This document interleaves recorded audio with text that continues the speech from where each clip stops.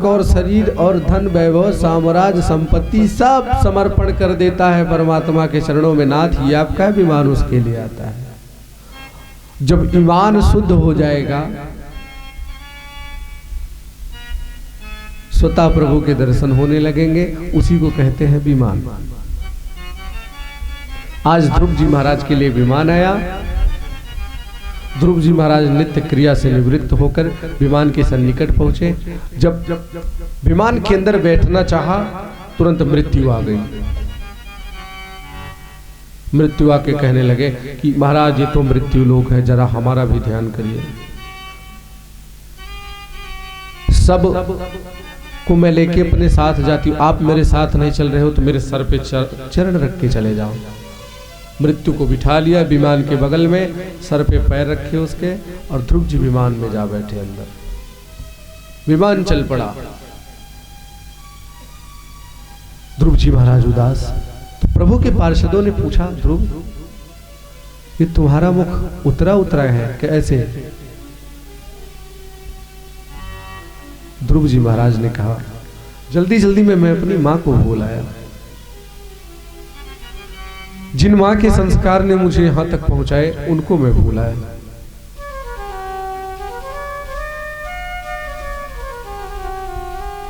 भगवान के पार्षदों ने कहा, ध्रुव जिसका बेटा इतना हवनहार हो, उसकी मां, जिसका बेटा विमान के अंदर जा रहा हो स्वर्ग, उसकी मां पृथ्वी लोक पे कैसे रह सकती है? आगे देखो, जो विमान जा रहा है उसमें कौन है? वो तुम्हारी मां ही है। प्रभु की असीम कृपा ध्रुव जी की ऊपर हुई और एक दिव्य लोक ध्रुव के नाम से चमकने लगा आसमान में। पूरब उत्तर के कोने में सबसे तेज चमकने वाला तारा वही ध्रुव तारा कहलाता है। जिन व्यक्ति की मृत्यु 6 महीने रह जाती है मरने के लिए, वो तारा दिखाई पड़ना बंद हो जाता है।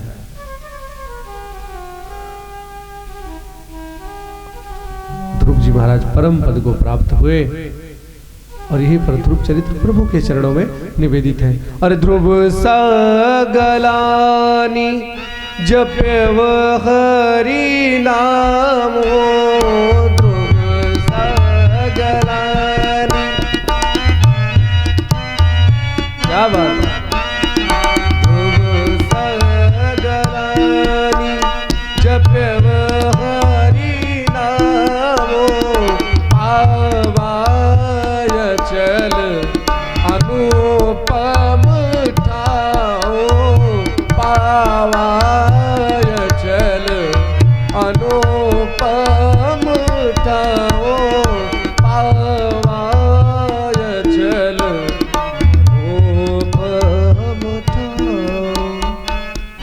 भगवान के परम पद को प्राप्त हुए, प्रभु के गुण गाते हुए।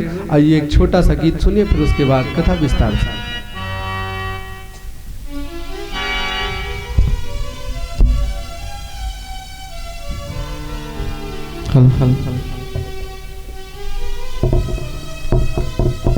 राम नाम से तूने बंदे क्यों अपना मुख मोड़ा? राम नाम से तूने बंदे क्यों अपना मुख मोड़ा? दौड़ा जाए रे समय का घोड़ा, हो दौड़ा जाए रे समय का घोड़ा। राम नाम से तूने बंदे क्यों अपना मुख मोड़ा? राम नाम से तूने बंदे क्यों अपना मुख मोड़ा? दौड़ा जाए रे समय का घोड़ा, हो दौड़ा जाए रे समय का घोड़ा।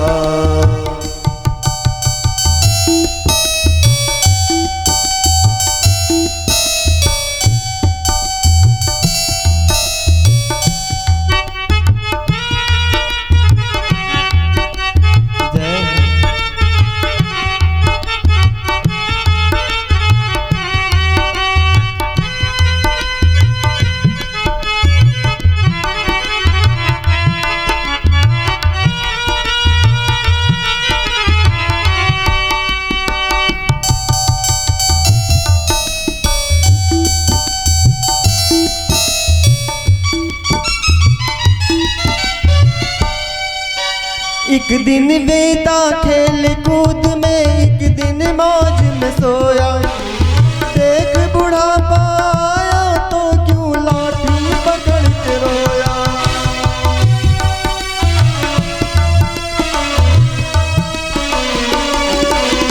एक दिन बीता खेल कूद में, एक दिन मौज में सोया।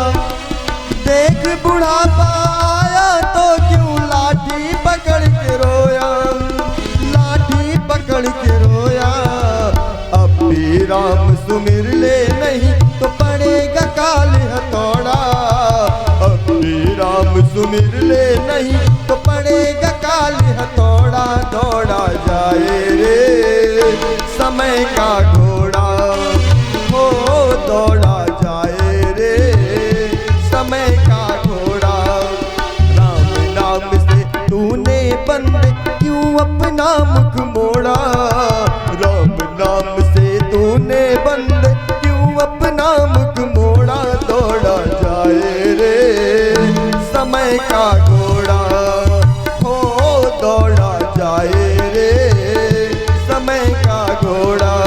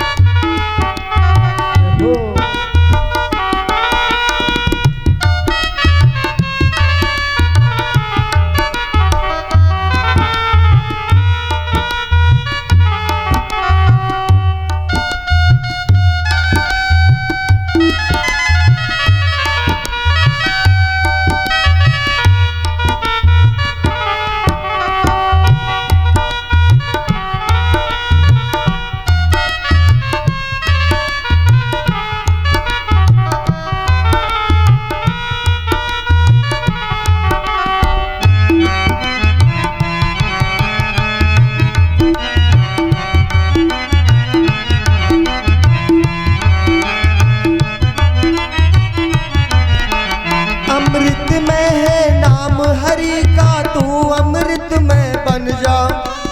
अमृत है नाम हरि का, तू अमृत में बन जा। मन में ज्योति जला ले तू बस हरि रंग में रंग जा।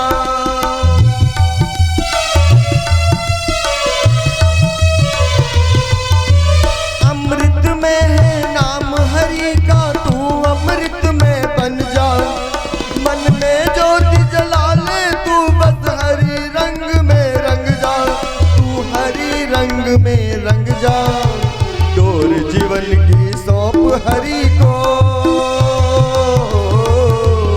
और जीवन की सौंप हरि को। नहीं पड़ेगा रोना, दौड़ा जाए रे समय का घोड़ा, हो दौड़ा जाए रे समय का घोड़ा। राम नाम से तूने बंद क्यों अपना मुख मोड़ा। राम नाम से तूने बंद क्यों अपना मुख मोड़ा। दौड़ा जाए रे समय का घोड़ा, हो दौड़ा जाए रे समय का घोड़ा।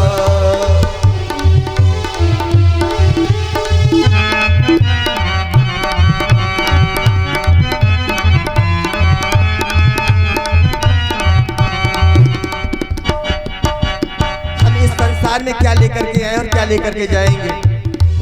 खाली हाथ आए और खाली हाथ ही जाएंगे, लेकिन हम सोचते नहीं हमें क्या करना चाहिए। क्या लाया था गिर जाएगा, क्या पाया क्या खोया। क्या लाया क्या ले जाएगा, क्या पाया क्या खोया। वैसा ही फल मिले यहाँ पर जैसा तूने बोया।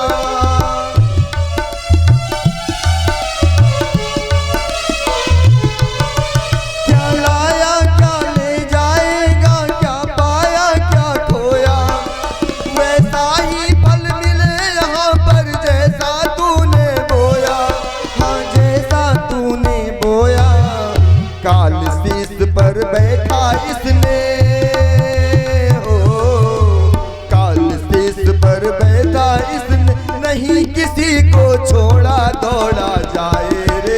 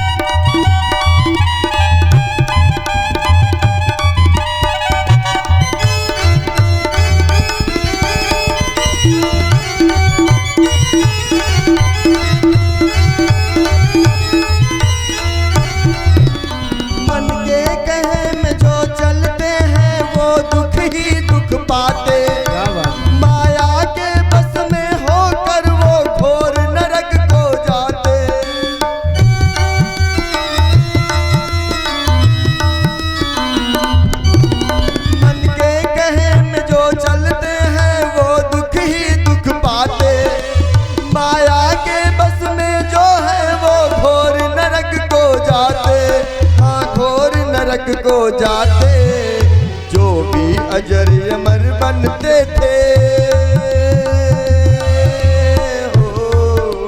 जो भी अजर अमर बनते थे, उनका भी दम तोड़ा। दौड़ा जाए रे समय का घोड़ा, ओ दौड़ा जाए रे समय का घोड़ा। राम नाम से तूने बंद क्यों अपना मुख मोड़ा, राम नाम से तूने बंद क्यों अपना मुख मोड़ा। दौड़ा जाए रे समय का घोड़ा, ओ दौड़ा जाए रे समय का घोड़ा। हाँ दौड़ा जाए रे समय का घोड़ा, ओ दौड़ा जाए रे समय का घोड़ा। बोले ध्यानाथ की, भागवत भगवान की जय। यहाँ इतने व्यक्ति बैठे हो फिर भी जो इतने आराम से बोलते हो। मैं एक बात और आपको बताऊं, लम्भुआ के पास पड़ता है मधुबनी गोपालपुर। एक यादव जी के यहाँ मैं गया था कथा कहने, ये बात हो गई लगभग 2.5 साल पुरानी, भागवत कथा कहने गया था। तो इतनी उन्होंने मेरी सेवा की कि मैं 7वें दिन जब आया तो चक्कर आ रहा था। सुबह हो, मैं आपसे सत्य बता रहा हूँ, व्यासपीठ पे बैठा हूँ, जब चाय वाला गिलास देखे होंगे ना, इतना बड़ा आता है प्लास्टिक का, उसी में चाय ले महाराज चाय। फिर 12 बजे 2 आलू बढ़िया समूच उकेल कर अलग से नमक मिर्चा लेके आए प्लेट में रख। महाराज नाश्ता गरीब है कुछ कर नहीं सकते, इतना तो स्वीकार ही करिए। अब उसको लेने के बाद 2.5 घंटे 3 घंटे प्रवचन देना रहता है, कोई बोल पाएगा? आवेश तो बहुत है, लेकिन संकल्प के अंदर संकल्प लिया है, बिना पूर्ण किए जाएंगे नहीं। वो इतना गलत व्यक्ति था कि जिसका कोई जवाब नहीं। पहले दिन की कथा में 5 व्यक्ति और लास्ट वाले दिन की कथा में 5 व्यक्ति। उसका कारण, जैसे कोई गांव से आने लगे ना तो डंडा लेकर जाए, हम अपने लिए करवाए कि तुम्हारे लिए, भगा दे वहां से। सत्य बता रहा हूं। और उनकी पत्नी श्री, उनकी धर्म पत्नी इतनी संस्कारी, जैसे मैं कहूँ मंत्र शुरू करूं मंगलाचरण, जैसे यहाँ बैठता हूँ मंगलाचरण करता हूँ, वहाँ भी वैसे हर जगह का नियम होता है मंगलाचरण। जैसे मैं आंखें बंद करके करूँ और जब खोलूँ तो देखूँ 2 किलो दाल लिए और एक जो जिसमें दाल बनाई जाती है उसको लेकर, और मंच की तरफ दोनों पैर ऐसे करके बढ़िया शुरू कर दें। हमने ईश्वर से बनाया, प्रभु जीवन में कथा तो मैं आपकी बहुत करूँगा, लेकिन ये ऐसी कथा जिंदगी में कभी नहीं हो। बहुत बहुत कथाएं मिल जाती हैं, क्या करोगे? संकल्प पहले दिन हो गया, पहले दिन हो गया संकल्प, अब जा तो सकते नहीं। संकल्प अगर तोड़कर चले जाओ तो भगवान के यहाँ दंडित होगे। संकल्प अगर ले लिया, पहले दिन मामा जी ने कहा था कि महाराज कथवा तो ठीक है जो होगी होगी, लेकिन 18,000 श्लोक पाठ पूरा होना चाहिए। मैं व्यासपीठ से कह रहा हूं सत्य बात कि मेरे साथ में प्रवचन भले ही आधे घंटे लेट होगी, 45 मिनट लेट होगी, लेकिन पाठ में कोई कमी नहीं। 18,000 श्लोक पूरे करेंगे। हाथ में संकल्प लेते हैं मेरे वैदिक ब्राह्मण जितने बगल में बैठे हैं, हाथ में संकल्प सुबह लेते हैं। सुबह 3 बजे से लेकर 6 बजे तक पूजा, उसके बाद पाठ करते हैं 12 बजे तक, उसके बाद फिर 2 बजे बैठते हैं तो 5 बजे उठते हैं। एक दिन में 1300 श्लोक होने चाहिए। एक पंडित 1300 श्लोक करता है एक दिन में, और 2 कर रहे हैं। आप जोड़ लीजिए 7 दिन में पूरा हो जाएगा कि नहीं हो जाएगा? बोले भागवत भगवान की जय। कथा का प्रसंग मैं आपको बताऊं, ध्रुव जी महाराज का चरित्र इस तरीके से था। अब मनु महाराज के बड़े पुत्र का वंश का वर्णन करने लगे, जिनका नाम प्रियव्रत था। प्रियव्रत के पुत्र हुए, इन्हीं के वंश में हुए ऋषभदेव। ऋषभदेव जी के बेटा हुए कौन? भरत। ऋषभदेव जी चले गए जैन धर्म में। ऋषभदेव जी से ही जैन धर्म की उत्पत्ति है। जैन धर्म का निर्माण ऋषभदेव की ही वजह से है। इन्हीं के कुल में हुए भरत, जो कि गंडकी नदी के तट पर जाकर तपस्या करने लगे। जंगल में रहते अपना दिन भर पूजा पाठ करते और यही पौधों वृक्षों की पत्तियों को खाकर तपस्या करते थे। अब एक दिन की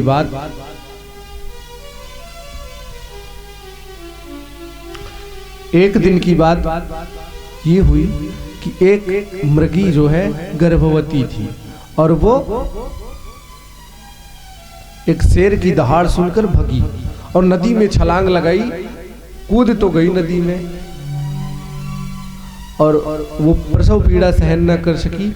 बच्चा उसी जल में प्रकट हो गया और वो मृगी तो उस पार जाके किसी तरीके से अपने प्राण का परित्याग कर दी। किसी तरीके से उस तरफ पहुंची और वहां जाने के बाद वो मर गई। अब ये बच्चा जो जन्म लिया ये पानी में डूबने लगा और ऊपर आए नीचे जाए। तो भरत जी ने देखा तो सोचा कि मुझसे अपराध हो जाएगा, अपने नेत्रों के सामने मैं इतना बड़ा अपराध देख रहा हूँ। माला छोड़ दिया और गए प्राण को बचा लिया बच्चे के। उस मृगा के बच्चे को प्राण को बचा लिया, साथ में रखने लगे। उस मृगा में इनकी इतनी आसक्ति हो गई, कुछ दिन बाद पूजा करते रहे तो वो मृगा आकर इनको चाटने लगे। तो कहने लगे हटा दे, हट जा बेटा, पूजा कर रहा हूं। अच्छा कोई बात नहीं, तेरे अलावा मैं इस संसार, मेरे अलावा तेरे लिए कौन है इस संसार में? मैं ही तो हूँ, तेरा सब कुछ तो मैं ही हूँ। मृगा में इतनी आसक्ति हो गई कि मृगा को अपने वो अंग मानने लगे अपना। अब एक दिन की बात, ये जंगल जाएं तो साथ में लेके जाएं, आए तो साथ में लेके आए, पूजा करें तो बगल में रखें, नेत्रों से ओझल ना होने दें। एक दिन मृगों का झुंड आया, उन्हीं के बीच में वो मृग भी चला गया। गांव में एक कहावत है, कहा जाता है नीमिक बकला नीम में ही लगेगा। तो वैसे मृग का बच्चा वो, भले ही इन्होंने इतना लाड प्यार दिया था, लेकिन वो मृगों के झुंड में चला गया। अब ये जंगल में परेशान रोने लगे,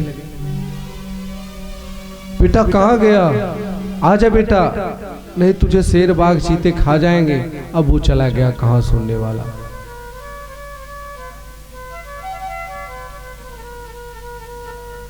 अब ये इतना व्यथित हो गए उस मृगा के लिए कि मृगा की याद में सोचते सोचते इन्होंने प्राण त्याग दिया।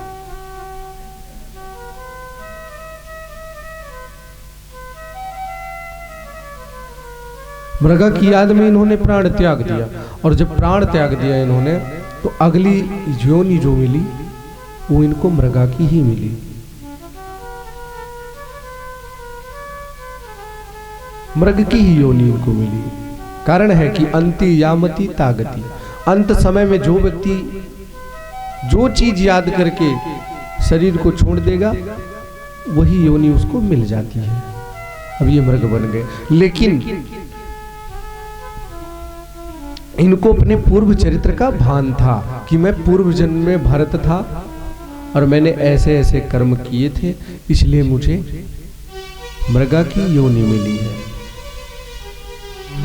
अर्ध जल में चले जाते, मृग की शरीर में है तो क्या हुआ, आधे जल में प्रविष्ट हो जाते, गला ऊपर करके ऐसे ऊपर को गला उठाकर प्रभु का ध्यान करते। प्रभु अगली बार गलती हो गई, लेकिन अब की बार जब मनुष्य शरीर पाऊंगा तो गलती नहीं होगी। संत महात्मा जब सत्संग करे तो ये उन्हीं की कुटिया के बगल में जाकर बैठकर सुना करते थे।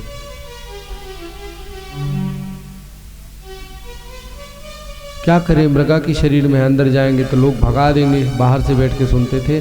जब मृगा की शरीर छूटी तो एक ब्राह्मण के यहाँ जन्म हुआ और इनका दोबारा नाम हुआ क्या, जड़ भरत। क्या नाम हुआ, जड़ भरत। और इनके और भी भाई थे, इनको घर से भेजा जाए किसी कार्य के लिए तो ये करे ना।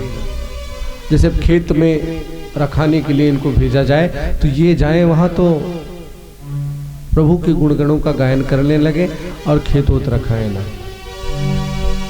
घर के लोग आए देखें, इनको तो कहने लगे कि ये कुछ करते नहीं हैं, इनको घर से भगा दिया। अब बाहर ही रहने लगे। बाहर रहने लगे, कोई लाकर दे देता तो खा लेते, नहीं तो पड़े रहते सधुक्कड़ी भरी मस्ती में। देखिए, दिक्कत उसको होती है जिसके जीवन में चाह होती है, और संत के जीवन में कोई चाह नहीं होती। मिल गया तो ईश्वर की मर्जी, ना मिला तो ये उनका सौभाग्य है या दुर्भाग्य मानिए, कुछ भी मानिए। मिल जाएगा तो ईश्वर की मर्जी है।